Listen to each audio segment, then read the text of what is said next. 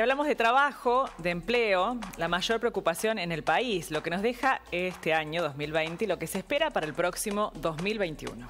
Hace un año no he pensado imaginar que hoy, finalizando el 2020, podríamos estar realmente peor, ¿no? Sin embargo, pandemia mediante, este año termina de la peor forma, con la desocupación más alta de los últimos 17 ejercicios. Vamos a estar hablando ya nomás con Matías Guidín, que es especialista en mercado laboral, sobre el empleo, una de las mayores preocupaciones del país, cuáles son las perspectivas para el próximo año, que ya nomás está a semanas de suceder. Bueno, Matías, bienvenido, muy buenas tardes, y para conocer un poco de cómo está el panorama laboral y a partir de ahí, cómo encarar el año próximo. Bienvenido, Matías. ¿Qué tal? ¿Cómo están? Muy bien, un gusto recibirte. Bueno, ¿qué nos va dejando? ¿Corregimos el apellido o no? Sí. Matías Guidini, General Manager de Guidini Rodin y autor del libro Mi Trabajo Ahora. Ahora sí, vamos, Matías. Guidini, perfecto. Muy bien, bueno, a ver, ¿cómo vamos cerrando este año? La verdad que con porcentajes y tasas de desempleo bastante preocupante, ¿no? Claro, como dijeron ustedes, solo como dato sepan que en una hora, menos de una hora, a las 4 de la tarde, el INDEC va a dar la tasa de desocupación del tercer trimestre, ¿no? Hoy estamos hablando del segundo, de un 13,1 a nivel nacional, pero que tiene variaciones. De hecho, en la provincia de Córdoba está cerca del 20, en Mar del Plata el 26, lo mismo que Santa Fe con el 20. Un año muy duro para el empleo, como decían recién en la previa, y bueno, y que en rigor de verdad, obviamente está afectado por la pandemia y su cuarentena, pero que también obedece a problemas estructurales que tiene el mercado laboral argentino desde ya otros años, ¿no? Ya 2019 había sido un año complicado y también 2018. Hoy en rigor estamos viviendo un pequeño veranito laboral porque la verdad es que la demanda laboral de septiembre, octubre y noviembre es más alta de lo que fue en los peores meses del año, que fue, yo diría, abril, mayo, junio, donde estuvimos en el sótano. De todas formas, creo que es algo momentáneo y tengo dudas que sea la perspectiva para el año que viene, ¿no? ¿Cuáles son las herramientas necesarias para encarar una reconstrucción del mercado laboral que, como vos bien decís, hace tiempo que está golpeado en Argentina? ¿Cuáles serían esas claves para que de una vez por todas los índices de desocupación empiecen a bajar?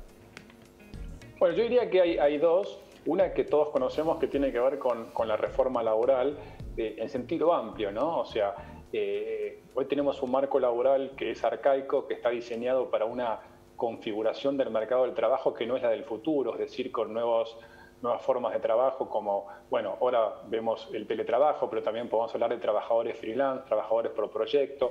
Es decir, nos falta un marco legal ayornado y que mire hacia el futuro del trabajo, y que ningún gobierno de los últimos por lo menos 15 años, no importa el signo político, ha encarado. El segundo tiene que ver con la planificación estratégica de los recursos humanos, es decir, qué profesionales necesitamos para el mercado laboral del futuro demanda, porque hoy, si bien tenemos esta desocupación, que siempre recordemos es la desocupación formal, que es la que mide el INDEC, pero sabemos que el mercado laboral argentino tiene por lo menos un trabajador informal por cada trabajador formal, es el doble. Digamos, al mismo tiempo que hay desocupación, hay también sectores que no logran crecer porque faltan profesionales. Es decir, en tecnologías de la información, por ejemplo, hace por lo menos 10 años que no se cubren entre 5.000 y 10.000 puestos de trabajo porque simplemente no hay profesionales. Entonces, el segundo punto tiene que ver con planificar de manera estratégica entre sector privado, el Estado, también, ¿por qué no el sector universitario?, cuáles son esos perfiles requeridos y de esta forma colaborar a que justamente bajar el desempleo. Y en este contexto en donde se quedó para quedar realmente esta modalidad del teletrabajo, ¿cuáles serían aquellos perfiles más requeridos por el mercado? Bueno, como te decía, hoy hay perfiles que tienen empleo. Se habla mucho de tecnología, sí. Específicamente se los puedo agrupar en otro grupo que tiene que ver con determinadas categorías que son la ciencia, la tecnología, la matemática, la ingeniería.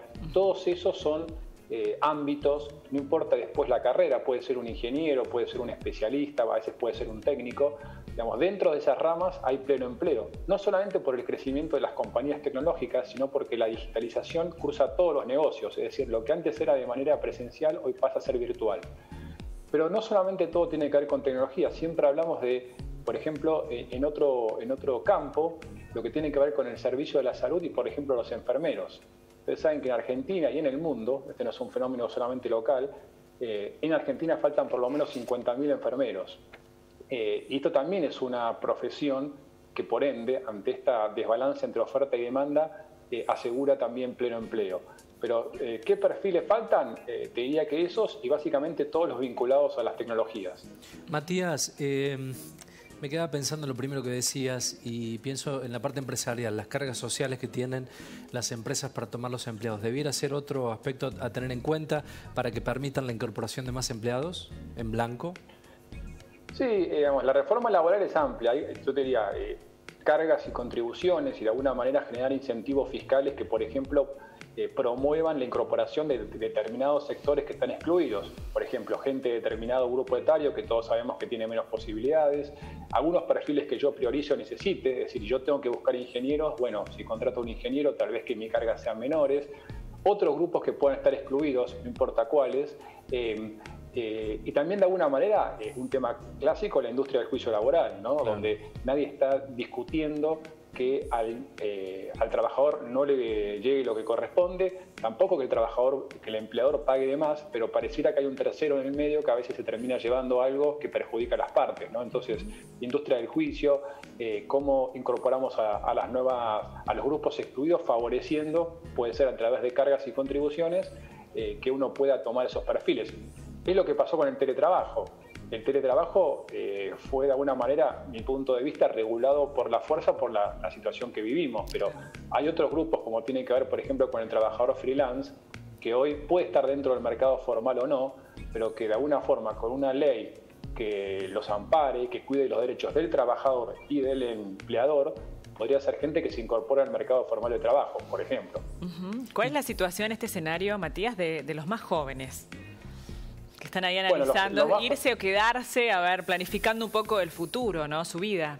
Sí, hay dos cosas. Desde lo formal, el INDEC muestra que, por ejemplo, la desocupación en mujeres de 14 a 29 es casi el 30%. Es decir, 1 de cada 3 mujeres jóvenes en trabajos formales están desocupadas. Y después sí, creo que en los más jóvenes, obviamente, no solamente la situación del trabajo, sino también la situación económica de nuestro país, los pone en la disyuntiva de, bueno, tiro la toalla y voy a buscar oportunidades en el exterior, que entre paréntesis no es que existan en todos lados y tampoco es tan fácil conseguirlas, hay requisitos, hay visas, bueno, un montón de cuestiones, o de alguna forma sigo apostando a lo que es Argentina, porque a pesar de todo esto que sabemos, Argentina tiene oportunidades. No sé si ustedes saben, pero Argentina tiene 5 unicornios. Unicornios son aquellas compañías de tecnología que logran cotizaciones de más de $1.000 millones. Es decir, tenemos oportunidades y bueno, seguramente hay jóvenes, hay muchos, que deciden emprender y en ese camino tienen una apuesta y apuestan al país. Pero creo que de alguna manera la moneda está en el aire y uno puede encontrar hoy posturas de ambos lados, ¿no? Claro. Y la otra, transformar los planes sociales en trabajo formal, ¿no? Eso es un deber del Estado, me parece, ¿no? Bueno, es que totalmente, pero para que vos te des una idea, nosotros tenemos una posibilidad de conseguir empleados genuinos de privado de calidad, por ejemplo, con tecnología. Es decir, hoy vos podrías empezar a programar tal vez con cursos, no estamos hablando de cursos universitarios, ¿sí? Pueden ser cursos terciarios, tecnicaturas, que pueden ser 6 meses, 1 año, y uno puede entrar a un mercado de trabajo, como es el de tecnologías de la información, que suele tener una calidad de relación de buena calidad, es decir, trabajo formal en blanco, la mayoría, que aparte paga un promedio por encima del mercado. Es decir, por ese lugar Argentina tiene una rampa al futuro en términos de cómo sacar, por ejemplo, gente de la pobreza. Y ahí creo que hay un tema de comunicación, hay un tema también de paradigma, ¿no? Hablando con gente de tecnología, a ellos les gusta hablar mucho de decir, nosotros estamos acostumbrados a decir, mi hijo el doctor. Ellos dicen, hablemos ahora de mi hijo el programador. O sea, hay que cambiar algunas cuestiones porque el mercado laboral ha cambiado y bueno, y hay que entender un poco hacia dónde va y bueno, y cómo nos subimos a ese, ¿no? Bueno, ¿hacia dónde va? A ver, las expectativas, las perspectivas para el próximo año, Matías. Y yo creo que, para ser honestos, sabemos que el COVID lo que nos ha demostrado es que la posibilidad de prever el futuro es limitada, ¿no? Eso nos ha puesto en la cara que tenemos poco control de lo que puede pasar. Pero yo creo que Argentina tiene las posibilidades. Tiene la posibilidad, como decía recién, a través de proyectos como tecnología, proyectos como Vaca Muerta. O sea, no es que no tenemos de qué agarrarnos, no es que no tenemos talento.